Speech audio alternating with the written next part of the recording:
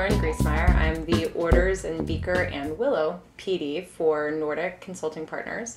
I'm here today with Aaron Herzog, Hello. who's one of my Beaker consultants. I'll let Aaron go ahead and tell you a little bit about himself. Sure. I'm, like Lauren said, a Beaker consultant for Nordic.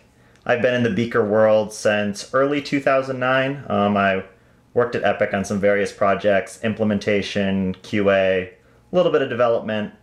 I've probably worked directly with 6 customers at this point and advised probably half a dozen more. So it sounds like billing can be one of the toughest areas for Beaker, especially that integration point between Beaker and PB and HB.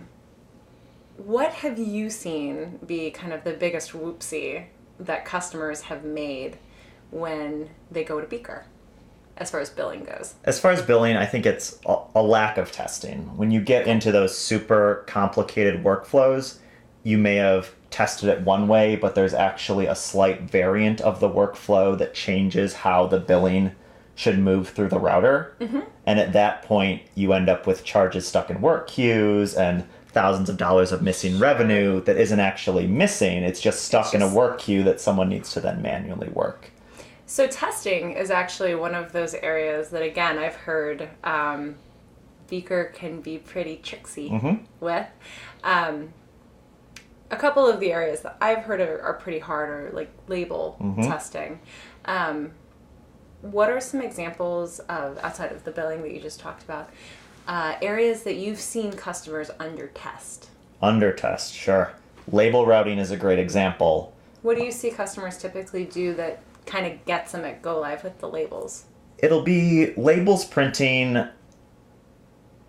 at odd times. If you have workflows that, let's say, from, you have limited coverage for third shift. So at third shift, you want to redirect all the labels printing in the lab to another printer. Okay. They won't actually do a lot of testing during that time. No one wants to come in at midnight to do a bunch of testing.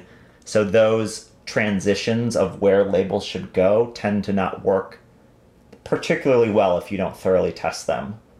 Also, if you have sort of patient location specific rules, like you want these point of care testing sort of printing? It's mainly printing on unit floors. Like you want these 4 rooms on, Med-Surg 4 to go to this printer, but you want these 6 rooms to go to another printer.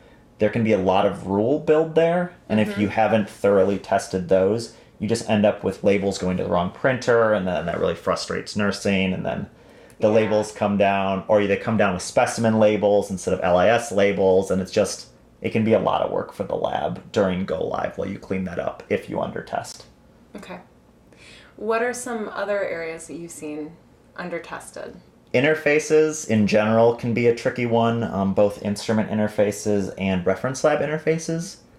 So reference labs in particular, your Quest, your LabCorp, your Mayo, tend to change mapping of their components and tests periodically.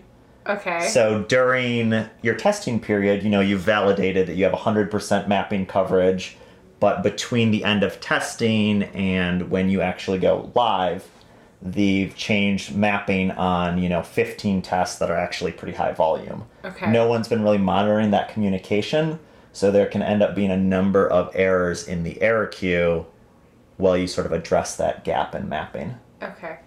Same thing sort of with instrument interfaces. If you have some low volume tests that you don't do regularly, you may not think to actually, run a specimen through your analyzer in test mode to make sure that everything matches back up. And when you actually get a, production patient who has that test, be like, oops, stuck in an error queue.